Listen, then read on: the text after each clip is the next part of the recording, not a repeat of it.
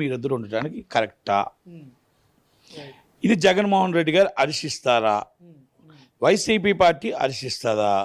ఎందుకు పార్టీ కలుపుతున్నానంటే ఒక జడ్పీటీసీ, ఒక మహిళా అధ్యక్షురాలు, ఒకటి ఎమ్మెల్సీ, 3 వైసీపీకే సంబంధించి. Is the number 1.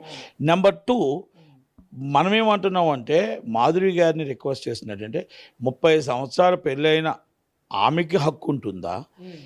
మీరు ఇంకా మ్యారేజ్ కాకుండా వాళ్ళని బయటకు దోసి భార్య పిల్లల్ని మీరు ఉండటానికి మీకు హక్కు ఉంటుందా? ఒక్కసారి ఆలోచించండి. వాళ్ళని టెంట్లో కూర్చోబెట్టారు, మీరు రూమ్లో కూర్చున్నారు అర్ధరాత్రి.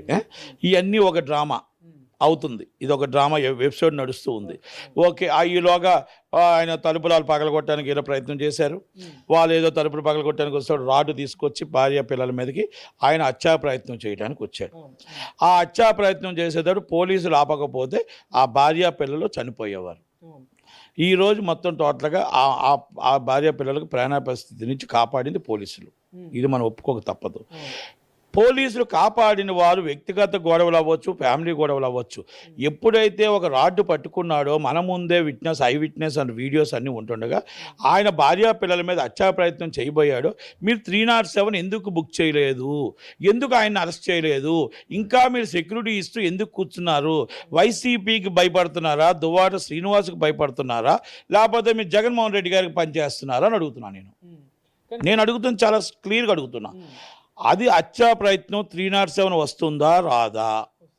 మరి వస్తున్నప్పుడు ఆ రోజు మీరు కాపాడింది మీరే, ఐ విట్నెస్ మీరే. అక్కడ చాలామంది ఐ విట్నెస్ ఉన్నారు, వీడియోస్ ఉన్నాయి. మరి అక్కడ ఎందుకు హత్యా ప్రయత్నం కేసు మీరు నమోదు చేసి ఆయన ఎందుకు అరెస్ట్ చేయలేదు? ఈ రీల్కి మీరు ఎండ్ ఆఫ్ ది డే ఎందుకు చేయలేదు? ఇక్కడ అన్ని మంచి కార్యక్రమాలు జరుగుతుంటే ఆ కార్యక్రమాలన్నీ ఒక డైవర్షన్ చేయడం కోసం జగన్మోహన్ రెడ్డి గారు ఆడిన నాటకమేమో అని అనుకుంటున్నా. ఇది ఒకటి.